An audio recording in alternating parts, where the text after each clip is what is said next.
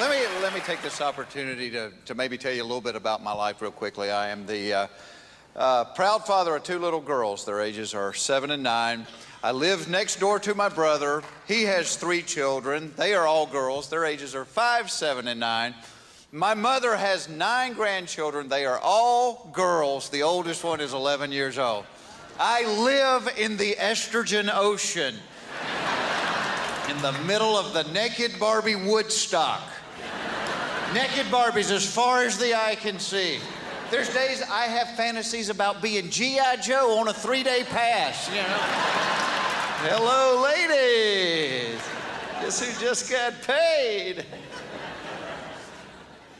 But I tell you something else. I've learned a lot about girls. And one of the things I've learned is girls can sometimes be a little bit more emotional than boys. Y'all, I spend half my life trying to figure out what people are crying about.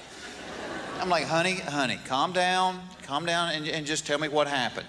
Well, I came in and I was gonna go upstairs and play with them, but then they locked the door and they called me a stupid head and they said I couldn't be in their club and I was looking for you and I was calling you and calling you. I'm like, honey, calm down. You're gonna scare the children and just tell me what happened. Because men have no idea what to do with a crying girl. And it doesn't matter if she's 5 or 25 or 75. See, men have no idea because we've been taught all our lives not to cry. That's why when we grow up, we can be out cutting firewood with our buddies. We'll take that chainsaw, saw our leg off at the knee. We're like, I'm all right. Throw the leg in the cooler, hand me a beer, I'm all right.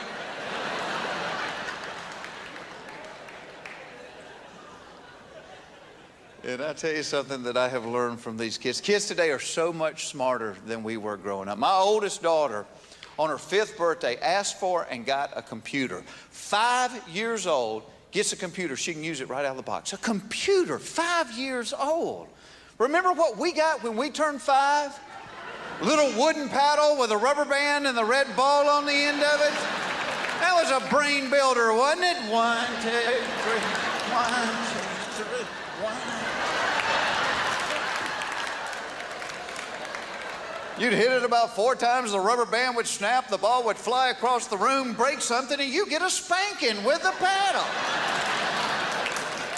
No wonder we turned out this way. Oh, and nowadays you can't even spank your kids. No, got to give them a time out. And my dad would take time out of his busy day to whip our butts, man. But truthfully, there are a ton of things that have changed for kids in just like a generation. I was doing a TV show not long ago, and they were asking, it was kind of more serious questions. And one of them, they said, what's your earliest recollection in life? And I thought about it, and I said, well, I remember being about 3 years old, and I'm standing on the front seat of the car with my dad, and every time he would turn the corner, I would make the sound of tires squealing. You know, like, my dad would go, quit squealing my tires. All of a sudden it dawned on me, what was I doing standing on the front seat of the car? See, back in those days, kids weren't too good to go through the windshield with the rest of the family. Lord, I can't back out of the driveway without my children being in car seats with shoulder straps and safety fits. Think back, I can vividly recall riding all the way to Florida, laying in the back window of the car.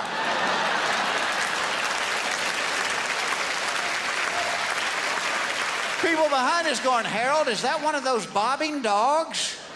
Now, that's a skinny kid with a big head. Boy, what a big head. My dad slammed on the brakes. You go bounce around the car like a pinball game. Ended up face first in a full ashtray. Yeah, because that was back before secondhand smoke, too. Dead of winter, my parents had every window in the car rolled up there and the front seat smoking like it's a contest. Our car looked like the Cheech and Chong mobile.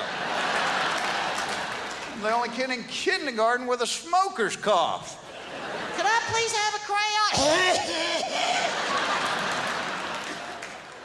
Do you know, I remember as a child, my mother used to leave me, my brother, and my sister in the car while she ran into the grocery store real fast. If you did that to a poodle now, they would fry you on the 6 o'clock news. And I'll tell you something else. Now that I'm grown and have kids of my own, I understand why my mother didn't want to take 3 youngins in the grocery store. I would rather take a beating with a brick stick than take kids in the grocery store. Because as soon as those doors slide open, those kids start begging like homeless people at Christmas time. And somebody with little kids, what's the worst aisle of the grocery store? Try to get those kids down.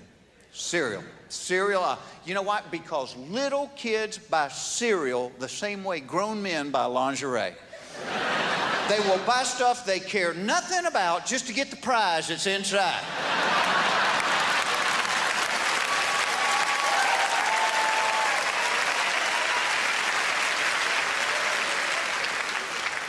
Everything's changed. Even their toys have changed. Like I noticed last Christmas, every toy my daughters get now, it's got little tags in it showing you somebody has inspected it to make sure there's no possible way a child could hurt themselves playing with that toy. I remember being 9 years old, my parents bought me a wood-burning kit. Hey, what could possibly go wrong with a toy like that? A sharp metal stick that heated up to 5,000 degrees. And I'll tell you something, our dogs and cats didn't have a little tag around their neck, but everybody in the neighborhood knew who they belonged to. Yeah, the Circle F brand, that's Foxworthy cat right there. What were they thinking? Some of the toys they gave us. Lawn darts. 12-pound darts. You could kill an elk with a lawn dart. And there were no directions to them. They just came in a box of 8. We used to pull them out of the box, throw them straight up in the air.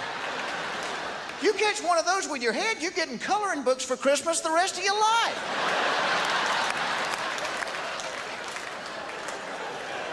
I got latches on cabinets to keep my daughters out of the dishwashing detergent. My parents gave my brother and I a chemistry set. Mom, Joey put ammonium sulfate in my eye. Tell him I said stop. You boys go play with the wood-burning kit. Better yet, go outside, get on the mini bikes and shoot the BB guns. And listen, don't take candy from strangers unless they offer you a ride. You guys have been great. Thank you so very much.